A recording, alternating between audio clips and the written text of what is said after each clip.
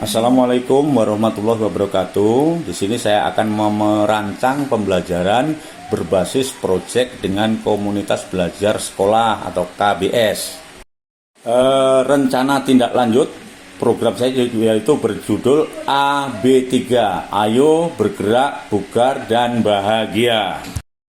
Latar belakang. UPTD SMP Negeri 18 Pesawaran sebagai lembaga pendidikan yang berkomitmen pada pengembangan potensi siswa secara holistik, menyadari pentingnya aktivitas fisik bagi peserta kesehatan dan pertumbuhan siswa. Namun minimnya fasilitas olahraga yang memadai di lingkungan sekolah menjadi kendala dalam pemenuhan kebutuhan dan aktivitas fisik tersebut. Kondisi ini mendorong inisiatif untuk melibatkan siswa secara langsung dalam proses perencanaan dan pembangunan fasilitas olahraga mini di lingkungan sekolah melalui proyek pembelajaran berbasis masalah PBL.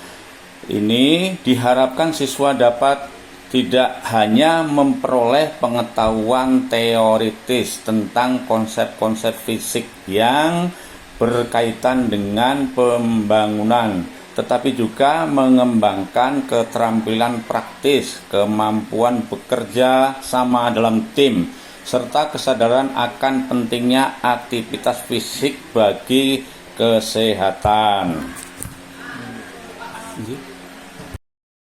Tujuan pembelajaran. 1. Siswa mampu merencanakan dan membangun fasilitas olahraga mini yang sederhana di lingkungan sekolah. 2. Siswa dapat bekerja sama dalam tim untuk menyelesaikan proyek. 3. Siswa memahami pentingnya aktivitas fisik bagi kesehatan. Siswa dapat menerapkan konsep-konsep fisika dalam pembangunan lapangan olahraga. Produk utama. 1. Lapangan olahraga mini yang fungsional dan estetis. 2. Dokumentasi proses pembuatan lapangan, foto, video, laporan. Presentasi hasil proyek di depan kelas atau komunitas sekolah. Model pembelajaran. 1. Model pendidikan gerak, fokus pada aktivitas fisik dan pengembangan keterampilan motorik. 2. Model pembelajaran sport education, menekankan pada nilai-nilai sportivitas, kerjasama, dan fair play. Peserta didik kelas 7, 8, dan 9. 2. Dibagi menjadi beberapa kelompok untuk pembagian tugas. Waktu semester 1 sekitar 4 sampai dengan 5 bulan. Alur pembelajaran. Alurnya yaitu peluncuran proyek. Aktivitasnya, guru menjelaskan tujuan proyek, membagi siswa ke dalam kelompok, dan memberikan materi pengantar tentang perencanaan dan pembangunan lapangan olahraga. Pengumpulan informasi, alurnya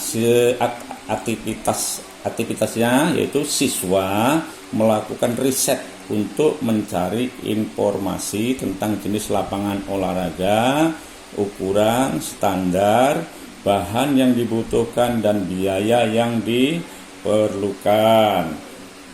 Alur pengembangan dan umpan balik, yaitu aktivitasnya siswa membuat desain lapangan, membuat rencana anggaran, dan mempresentasikan kepada guru dan teman sekelas untuk mendapatkan umpan balik. Presentasi. Setiap kelompok mempresentasikan hasil proyeknya, termasuk proses pembuatan, kendala yang dihadapi, dan solusi yang ditemukan.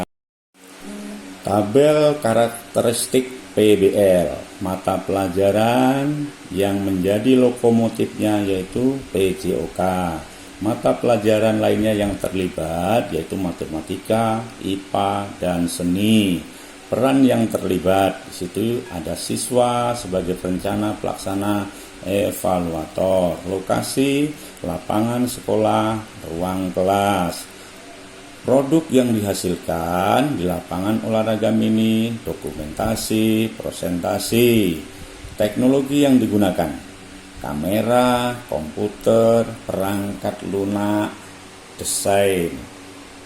Adapun tabel, itu tabel gambaran besar PBL, itu tingkat satuan pendidikan SMP. Kelas 7, 8, dan 9. Temanya kesehatan dan kebugaran. Topiknya pembangunan lapangan olahraga mini. Waktunya total waktu 1 semester. Dimensi profil belajar Pancasila yaitu kreatif, gotong royong, dan mandiri. Elemen subelemen lingkungan, gotong royong. Tujuan pembelajaran, siswa mampu merencanakan, membangun, dan merawat lapangan olahraga mini. Itu pembagian peran, perencanaan, pelaksanaan, elevator.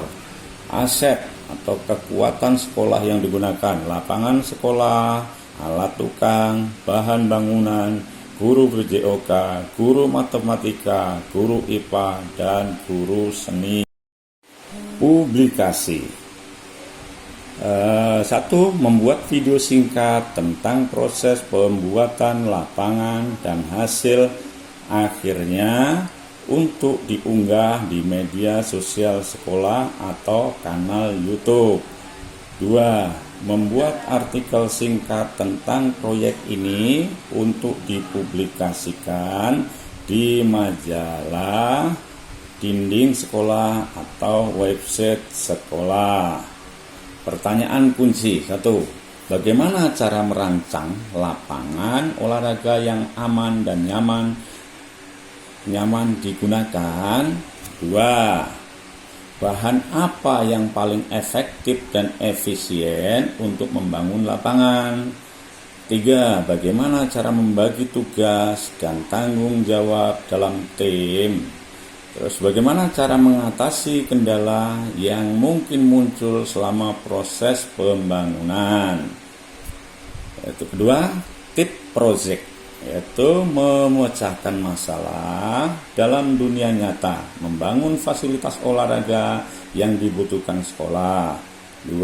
Tantangan membuat karya, merancang, membangun lapangan olahraga. Tantangan, ya, ada beberapa tantangan, yaitu diantaranya 1. Sumber daya, yaitu anggaran, tenaga kerja, material. Kemudian kedua, perizinan dari sekolah, pemerintah. 3. Masalah teknis, desain, konstruksi, perawatan. Masalah sosial, koordinasi, komunikasi, dan motivasi. Evaluasi, yaitu proses. Apakah proses perencanaan, pelaksanaan, dan evaluasi berjalan sesuai dengan rencana? 2. Apakah semua anggota tim terlibat aktif dalam memberikan kontribusi yang berarti? 3. Apakah komunikasi antar anggota tim berjalan lancar? 4. Apakah kendala-kendala yang muncul dapat diatasi dengan baik? Ya, hasilnya, adapun hasilnya adalah 1. Apakah lapangan olahraga mini berhasil dibangun sesuai dengan desain dan spesifikasi yang ditentukan? Apakah lapangan olahraga mini dapat digunakan dengan baik oleh siswa dan masyarakat sekitarnya? Terus apakah lapangan olahraga mini memberikan apakah lapangan olahraga ini memberikan manfaat yang signifikan bagi sekolah dan masyarakat. Ya, pembelajarannya yaitu apakah siswa memperoleh pengetahuan dan keterampilan baru selama proses proyek. Kedua, apakah siswa dapat menerapkan pengetahuan dan keterampilan yang diperoleh dalam kelas, dalam kehidupan nyata. Yang ketiga, apakah siswa dapat bekerja sama dengan baik dalam tim. Keempatnya, apakah siswa menjadi lebih bertanggung jawab dan mandiri.